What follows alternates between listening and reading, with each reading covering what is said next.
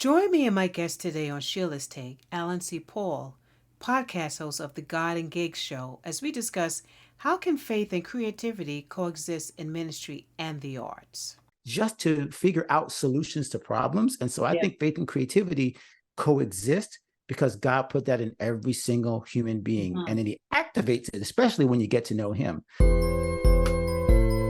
This is Sheila's Take, a podcast where you can hear my take on everything: love, hate, relationships, family, and today's issues with a godly perspective. I'm your host, Sheila Dunbar. Thank you for joining me. Welcome. My guest today, Mr. Alan C. Paul, an author, podcaster, coach, and advocate for creatives in the realms of business, creativity, and faith. With his book, God and Gigs, Succeed as a Musician Without Sacrificing Your Faith, his podcast, The God and Gigs Show, as well as his study guides and devotionals, Alan aims to empower Christian and faith-filled creatives to be confident in pursuing their calling while excelling in their craft. Now, he balances his roles as a husband, father, musician, and entrepreneur. Alan understands the importance of integrating faith into all aspects of life. Drawing from his own experiences and expertise, he shares valuable insights on embracing a creative life, whether within or outside traditional ministry settings. With an accomplished musical background, Alan continues to compose and perform in South Florida and beyond. I am delighted to have Alan here today to discuss his journey. Alan, welcome to Sheila's Take. Thank you so much, Sheila. Thank you for that wonderful introduction. I forget all the things that, that you do. And like that sounds like a great guide. It's like, wow, that was all about me. Thank you so much for that great introduction. And I'm happy to be here. Oh, you're very, very welcome.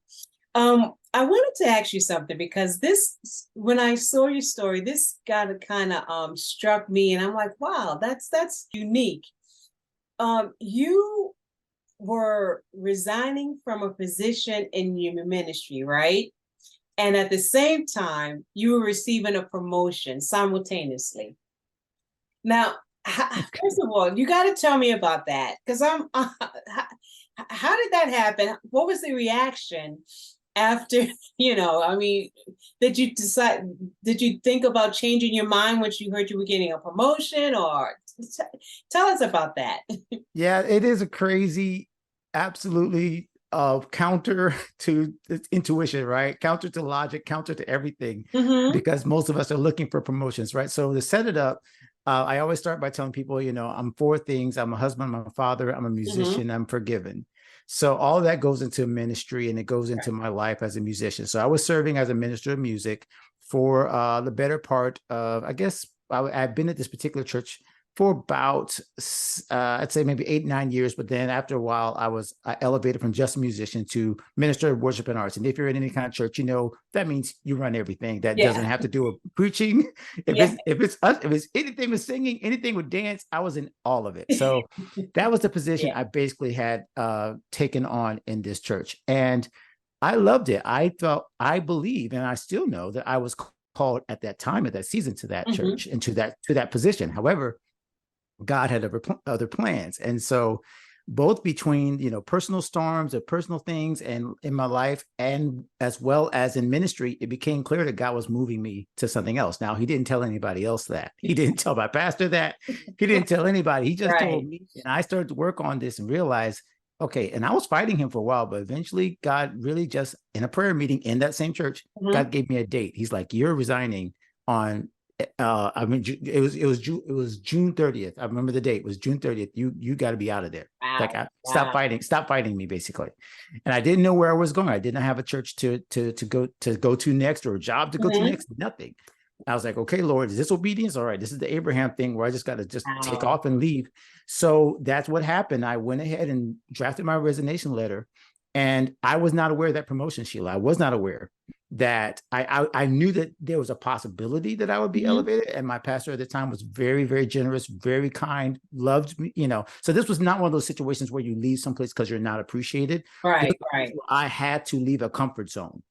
And God pushed me to the point that I had to leave the comfort zone to see what my next calling was going to be, my next assignment. And that's what happened. I did have to lay down my resignation as a sacrifice, just as I would have been promoted to senior associate, would have put me on the, whatever that's called, as far as the credentials and stuff like that, as already licensed, but that would have given me even more of a stature in that church. And I'm thankful for God pushing me, because I never would have had if I hadn't had to be obedient beforehand, I wouldn't have been able to do that. If I hadn't had to say yes to him before that letter had come, if I'd known that letter was coming, it would have been way harder to be obedient. Wow. Do you think you probably would have still done it, because you have to be obedient, I would like to say yes. I'm glad God chose the way he did it. He knows me better than I know myself. So I'm glad I didn't have to make that decision. I'm glad that I had a year. Really, I told my pastor about a year before that I felt like this was coming, but I didn't know for sure. And I didn't want to be, again, I believe in a culture of honor. I believe in respecting the man of God until it is clear that God is moving me in another direction. You follow the man of God. And until it's clear that, okay, there's a new man of God or a new woman of God or somebody else that you're going to be transferred to. And that was the walk of faith I had to do. But yes, I'm absolutely glad that I did not have to make that decision beforehand. How do you balance your roles as a husband, a father, creative, advocate? How do you, what principles or strategies help you maintain harmony in these areas of your life? Number one, great question. Number two, I love the words you used. You used a musical term. So as a musician, you said harmony. See? Yeah, there you go. We're on the same wavelength. The reason why I love the word harmony, I also like to use the word rhythm. I realized quickly, having my children early, my wife and I had 2 kids under the age of 3, and then another 5 or 6 or 7-year-olds. So we had our 3 kids and a house and a mortgage and everything by the age of like 25, 26. So we started early. We had all the things. I had the music career. I had all the things that I had to deal with. And then I also, about a couple of years into that, decided God had also asked me to become a homeschool dad. So I actually stayed home with my kids for a few years. So all of these things came to the point where we didn't try to balance. That word balance doesn't work.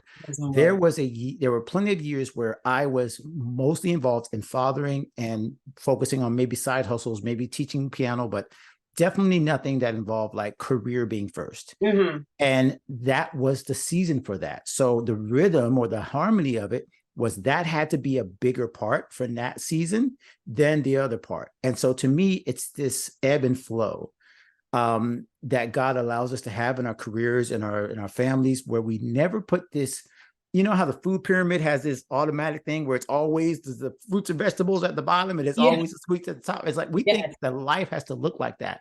I'm not saying that you should ever have sweets at the bottom. I'm just saying that the idea that it's always set and this never changes, like this is the way my life looks and it's always in this perfect shape. That's not reality. I think we all know that. So I love the fact that in my life now, being married 27 years and seeing my kids grow up, I've seen that God has used different seasons and he says he makes everything beautiful in his time. So there's sometimes where it's beautiful to work and hustle and push and travel and do the work. And there are other seasons where it's like, nope, this is not going to work for us. We're going to pull back. We're going to live on less, or we're going to, do the countercultural thing. Like I said, either homeschool or take our kids sleeping at church because we can't afford the babysitter. So they're just going to have to go to church with us. And that be okay. It has to be okay when you see those seasons change and not think that there's this one size fits all. That's how I've done it, is realizing that it's more about harmony and flow and rhythm. And sometimes your heart beats fast because you're running fast. And sometimes you got to slow it down.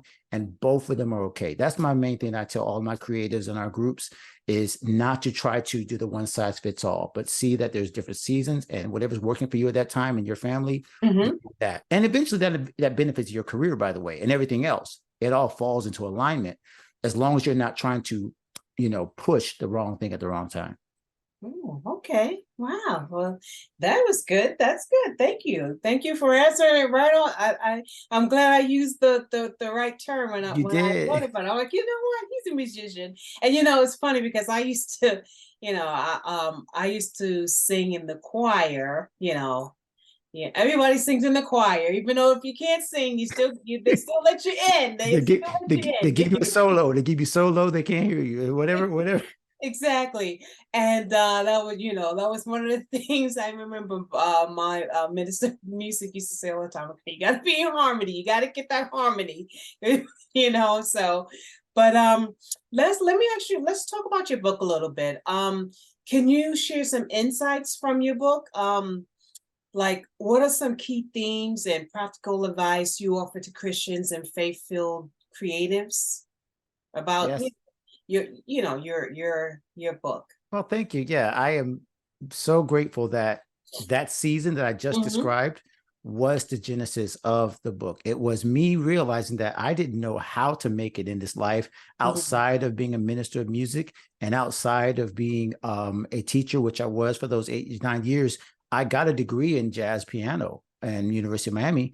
And, a lot of people go out from jazz degrees and R&B and they play and they go and they, perform. I went the opposite direction, as I just described. I thought it was, I'm supposed to be called to be a minister of music, which means I came and play Luther Vandross unless it's at a wedding. Wow. So I went the exact opposite. Now I'm out, as I mentioned, resigned from this church, had no idea what to do with my life other than to go back to what I remember, which was play some gigs. So Sheila, I'm at a blues bar playing for $50 a night and some fish dip. And this is not going to work. Yeah. I never heard of that before. It's good fish dip now. It's good. It was awesome, but you can't live on $50 a night. Right. Yeah. And I realized there's other people doing what I want to do, which is play what God gave me, play this instrument, play piano, and do it well and not feel like I'm going to go to hell if I show up in a nightclub the night before a church.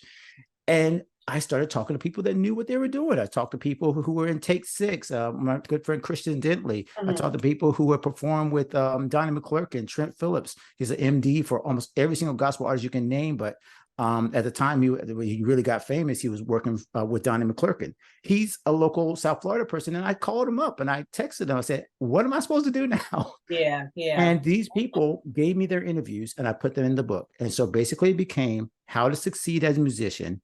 And by extension, any creative, anything really, it could be anything that you do in life, right? That's not in church.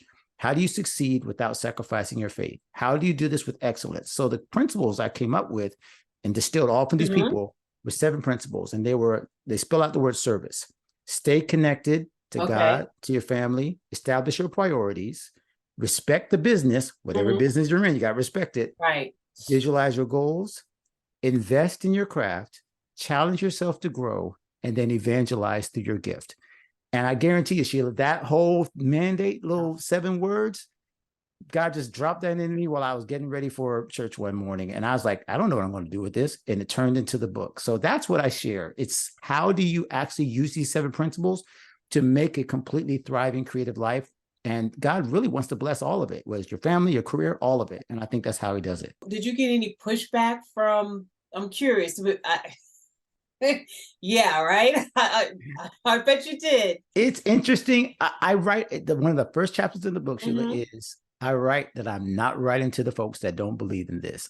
I am called, I believe, to the people like me who are already out in the field. I called it Levites in the field. It was actually a little tidbit. I don't like telling people this because I think the name was off. But the original title of the book was Levites in the Field. And it came from a passage in Nehemiah 13 where the Levites, actually, because of the whole Babylonian captivity and all that kind of stuff, they weren't serving in the temple. The Levites, which we all know were like the priests that were supposed to serve, right? They were all out doing their job. They were just out back in the field, farming, doing all this stuff. And then Nehemiah says, hey, we're building the temple. Y'all need to come on back. But they had jobs outside of the temple.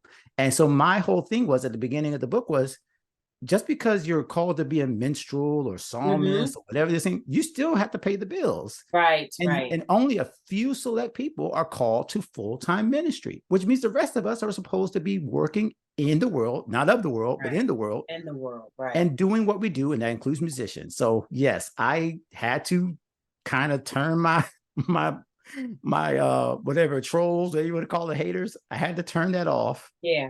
Because I don't get a lot of pushback. Every once in a while, you'll see a couple of people say some crazy post about how a musician shouldn't be playing for the world. And I learned not to, I've learned not to react like to it, just like I wouldn't respond to people saying that, that church people are only greedy or all the pastors are corrupt. Anybody that thinks that way has already made up their mind. So it's like where the Bible says, hey, shake off the dust. That's not who I'm called to help. But, I believe, it's in the word, God gives us gifts and we are to use those gifts. We are to use those gifts. So if you're in a club playing and they're like, oh, hey, Alan, you're awesome. Where can I hear you next? You know what? Come to church Sunday morning. You can hear me there, right? That's exactly. But, he gives us these gifts. And like you said, everyone is not called for certain ministries all the time. So you have to pay the bill. So what are you going to do? Do you sit down on this gift, or do you go out and you bless others with it? So I definitely understand what you're saying. That's amazing though. I like that. Your focus is on helping creatives in the intersection of ministry and mainstream arts and entertainment industry, right? Can you elaborate on how faith and creativity can coexist in those realms? I love this question, Sheila. And thank you so much for I can tell that, you are thinking like I'm thinking, which is, do these things, can they even connect? And that's the way I try to remind people. God is the ultimate creator. There's a term that I got from another book that calls us sub-creators. We're not the creator, but when he gave us, Adam and Eve and all that in the garden, he gave us jobs and he gave us the gift. Adam's first job was to be creative, name the animals, right? Right. So I believe that there is an element of God's creativity that he literally said to every single person, just like the 10 talents, right? He said, I'm giving you something, do something with it. So it takes faith. It takes imagination to even be creative. And now I work mostly with people in the performing arts and entrepreneurs, right? That's kind of like where it came from, musicians to really just anybody in the arts and entertainment space. But you got to be creative to be a mom. You got to be creative to be especially nowadays, you have to be creative just to figure out solutions to problems. And so I think faith and creativity coexist because God put that in every single human being. And then he activates it, especially when you get to know him. There's a great quote I love, which says that painting, arts, I kind of paraphrasing, I have a new sense of these things since I got saved. So when you're saved, you start to enjoy art more. You start to see more creative things. You start to understand nature becomes like, oh my gosh, you not only appreciate it more. Right. So it opens the door. So I really think creatives in general, but then really everybody, we can see better what God has made us to create when we know him. And then it inspires you to not just stick with the same old. Like you got all right, he didn't stick with the same old. He put his foot in it when he made a flower. He made stuff to the nth degree beautiful. So why don't we go and make it just as beautiful, or make it just as interesting, or make it just as lovely? That's where faith comes in. He gave us that ability. So you got to have faith in yourself that God put something in you to create something beautiful. So I think that's where those two things intersect. It's whether you're an artist, whether you're a musician, you got something put inside you, but sometimes we put the fire out, right? Comparison, whatever. So I think that's how that connects. I think people, obviously everybody can create. God has given all of us a measure of that. Right. But once you know God, I think it should challenge you to go out and do even more with whatever that creative thing is. That's how I think those two things intersect. Oh, okay. Well, yeah. All right now. As a musician and a composer yourself, how do you find inspiration and continue to excel in your craft? As a musician, we're speaking right now around Christmas time. So, Lord, this is the time where everything is challenged. Between playing for a church, the children's program, and then the wedding here and the thing. And the inspiration is, the struggle is to make sure, it's kind of like what I just said about faith and creativity, is to remember that it's not all hustle. It's not all just to check the box or compare myself to other creators, other musicians that are releasing albums or do so. The challenge is to be creative with what God has given me and my way of performing, singing, playing, whatever it is that you do. Like, it's got to be for me. And it's weird to say this, sounds selfish. It's got to be for me and for the people that I'm called to reach and the audiences I'm called to reach. So there are certain songs that I have not released yet, but I know I got to release those songs whether anybody listens or not. I can't be worried about, oh, well, what if it doesn't sell? How do I get the money for it? What if, what am I trying to be like the next Beyonce? Like, you can't worry about that. You have to go ahead and put the music out, put the stuff out. And that's where I'm at. The inspiration comes from, I don't know how much longer I'm going to be here. And it makes no sense for me to have these songs So to me, that's it. That's what's inspiring me right now, to be honest with you, because it's hard to imagine that, oh, well, there's so many artists and so many people on Spotify and YouTube. And it's hard to imagine that you can make an impact. But if I make an impact on just one person, then I've done my job. And then I let God decide how far that goes. But if I hold on to it like the one talent, then I've decided it's not going anywhere. That's the inspiration, is to say, hey, even if it's just a half an idea, even if it's just a half a song I used to write back in college, I used to do this. And there's songs right now that I'm like, I'm okay, it's time to get this out. Like, I've been sitting on it too long. And that's the inspiration, is to realize that if it's an idea, it's worth sharing. It's not about me. It's about the person that might enjoy it. Yeah. I think you do a disservice to others when you don't share your gifts. I really do, because there are so many people out there that are so talented that can give God the glory and do so many things, but that they're afraid to do it, or like me starting this podcast. I was like, I was afraid, but someone told me, just do it afraid, and because this is something, if God puts it in your heart, he's not going to first of all, you're not going to fail. If he gives you the vision, you are not going to fail. He will lead you and show you how it needs to be done. So, but how do you integrate your belief system into your work and guide others in doing the same? This is where, again, I think the way I was led into this space kind of answers the question better than I can, right? So if you look at my whole life, I started as a musician, as I mentioned, pianist, then got into teaching, then went into ministry, then was called basically to do what I call part-time everything, right? So I'm now in ministry. Now I podcast. Now I write. I'm an author. I'm a coach. So I just show people my path, and I remind them that just like my path, one of my favorite scriptures is Psalm 25:10. All the paths, plural, paths of the Lord are full of mercy to such that keep his commandments. And I love the plural paths, because most of us do not take a single direction. Now, I'm not talking about the way to God through Jesus. I'm talking about all the ways that we go in life. And there's so many varying paths. So what I do to help other creators in our group, God and Gigs 360, which is our membership and also our free Facebook group, what I do is I really try to show people all these different paths, including the interviews, where we've got people that have started as full-time musicians, and now they're full-time entrepreneurs, or they're people who, one young lady I just interviewed in London, she's a pediatrician, but she also started her own music academy, and she's also singing. She's doing exactly. See, so telling people other stories is what helped all of us realize, oh, there's a path for me too. There's a path to creative. Now, I may not become a full-time creative, but there's a way that I could do it. This person did it. This person in my group, I remember right now, she's one of my favorite people. She's a trumpet player, but she's also a, what does she do? Like a marketing expert for like brands, like Shaq's brand and all this kind of stuff. And yet she's pursuing her music. So these are the stories I like to tell on the podcast, so that people see that there's a way to integrate it all.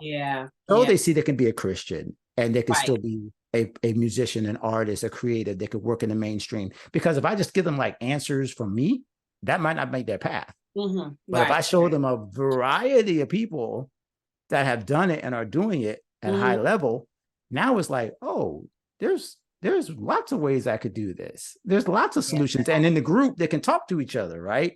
That's why the membership is so important for me. They can talk to each other. So if I don't have the answer, I always tell people, if I don't have the answer, I'm going to find the person that does. Wow. What advice do you have for aspiring Christian creatives who may be struggling to find their place of balance in the faith and artistic expression? Great question. I would say the first thing, honestly, is to what I call, I say this in this masterclass, and it's like the one thing everybody has to do. And that is recognize the value of your creative calling. Ooh, yeah. Because to recognize it, like if you don't recognize it, it's just like if you have like a precious jewel and you think it's like, fake, and you throw it out, you're like, oh, well, it doesn't matter how valuable it is if you don't recognize it. You don't recognize it. Yeah. So to anybody that's aspiring, I first have to tell them, hey, what you have, your idea is valuable because you are valuable. There's this thing in my devotional, Your Art, God's Heart, that I say, it talks about being gifted. A lot of us growing up as musicians and artists, we hear, oh, you're so gifted, you're so gifted. But the problem is people call the gift, the playing, gifted, but they don't really think about you being a gift. Ooh. The person is a gift. So you have to recognize the value of what God put inside you and you personally. And then the third section is, all right, now that you recognize the gift, you recognize that you're a gift. Now you have to give that gift away. The aspiring artist, that's again, most of the people that I'm dealing with is they're struggling with the doubt, right? Yeah. No one's going to buy it. No one likes it. No one's following me on Instagram. It's like all these things. So the first thing I tell them is go ahead and just take a small bet on yourself. Go ahead and start the lives, release the song, go to an open mic, do the small thing, because those small steps is what reminds you again that you're not alone. Right. Not everybody's going to hate you. You might have some bumps and bruises where people don't like your song and you don't get any response, but you still, the win is you still took the step. Yes, exactly. That's really the toughest part. Once you go those first couple of steps and you meet people that actually like, and I believe God puts those people in your path. It's just steps of faith, right? So then he introduces you to somebody that does believe in your vision or does see what you want to do and does want to help you. That's what this group is existing for. Like, just to make sure those people who are taking those small steps find that person to help them. So that's the number one thing. Recognize your value and then find some people who will help you. Yeah, you got to find some Davids. You got to find some Jonathans. You got to get some people that will stand alongside you, because otherwise, it's hard to do it by yourself. It absolutely is. That's my number one thing of advice. Like-minded people. Get some people around you that's gonna help you and do what you got to do. 100%. Can you give my audience a sneak peek into the topics and discussions covered on your podcast? What can listeners expect, and how can they benefit from their creative journeys? I love this. So the sneak peek is over 260 episodes later. I can tell you, I know, like it's amazing. I don't know how I survived this long or how people want to listen to my voice this long, but the sneak peek is, honestly, I am so excited about every time we have an artist on, a musician on, whether it's someone that's a Grammy winner, Emmy winner, or even probably more inspiring are the people that have just taken that first step. Yeah. So what they're always going to hear is they're going to hear somebody that has taken some type of unique path to connect their faith with their creativity and pursue what God has put in their life. So they might listen to a Tia Goins, who she was a country artist who had been like in the regular kind of, been all the arts, all the tours and stuff. But God told her to stop and write her own songs. And she had a whole new lease on life. Or you might hear from a bass player, my friend Tasia, who her first gig, when she accepted this gig, was to play for Janelle Monáe in the White House and met Barack Obama, like her second gig. Like, just second gig? Wow. I think it was her first or second gig. And she just accepted the call. She's like, okay, I'll take it. So saying yes to God, you're going to hear examples of people like them who took that small step, and suddenly God opened up this big world to them. And then here's the second half. They're going to hear how to keep it going. They're going to hear, oh, once I accepted this, or once I found this, here's what I did to maintain it or sustain it, right? Because it's great to have a great big door of opening opportunity, and these great stories is another thing to keep it. And most of the people, unfortunately, in the arts, we hear about these bad stories, right? The people where are they now, and why they got this, and this marriage failed, or this drug addiction. And so that's the second half. They will always hear something actionable on how do you keep this in your life. So we touch all kinds of topics, all the way from faith to creativity to marriage to really just entrepreneurship. But anytime you listen, you're going to hear somebody's perspective on this is how God has called you to be a creative that he created you to be. Well, why is it important for Christian creatives to embrace their calling and excel in their craft? Why is it important? I would say 4 words: because somebody needs you. Because somebody needs you. If I had not listened to those first few people who had encouraged me to go ahead and write the book, and this is almost, I'm trying to be all emotional on your podcast and be all blubbery, okay? But here I am sitting. You can be. You can. Go ahead. Thank you. I'll be a man. I got real men cry. But as I sit here right now talking to you and realize that I have 3 children that still like their dad. I have a wife of 27 years who still loves me. I have a position at my church. I now am kind of full-time ministry all over again at my current church after I left and walked away. 3 days later, I got a call from my current church where now I don't only do music and worship, but I also help produce their podcast. Wow. So if I had not produced the God and Gigs show, I would not have the position I have now at my church where I now have 2 podcasts that I work with.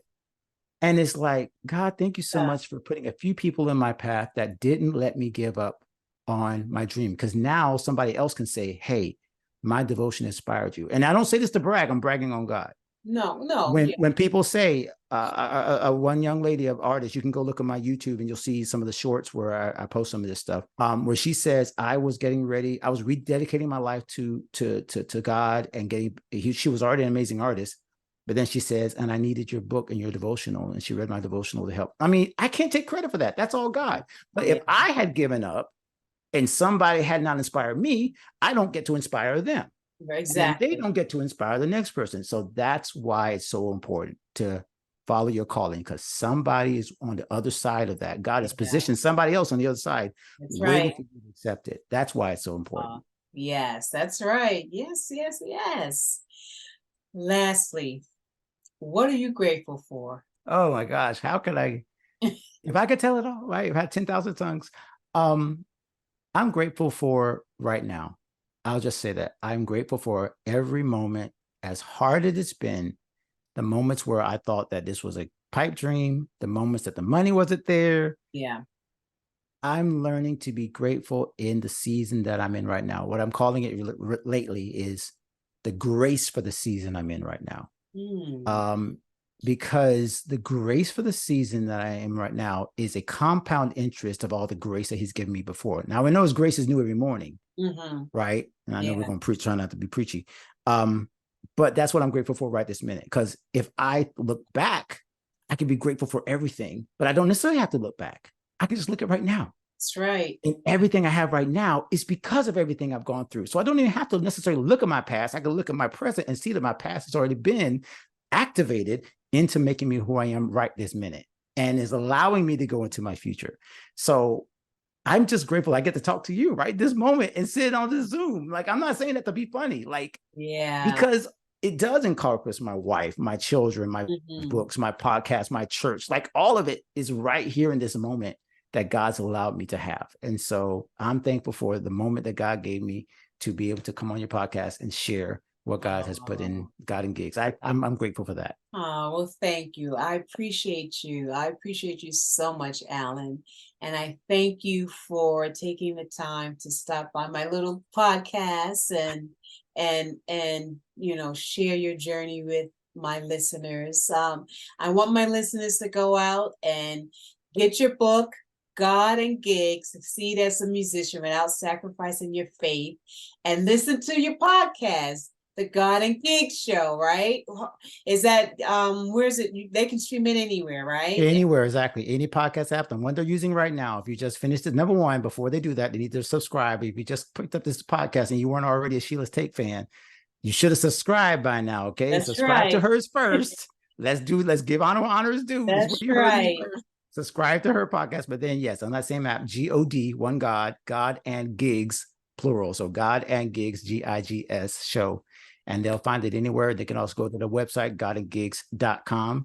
and they'll see everything about our membership. And the other devotional, by the way, if you're not a musician, my devotional, Your Art, God's Heart, really speaks more generally. Okay. So they might want to check out the devotional, because I know not everybody's a musician, but if they want something that really works for anybody that's in the creative entrepreneurial space, they can pick up Your Art, God's Heart. Oh, okay. Well, again, I thank you, Alan, for stopping by my Sheila's Take podcast. And I wish you the best, and keep doing what you're doing. Keep encouraging the creatives out there, because that's what we need. Thank you so much. God bless. My pleasure. Thank you. Join me next time where I will continue to discuss more of today's issues. I'm your host, Sheila Dunbar. Blessings to you.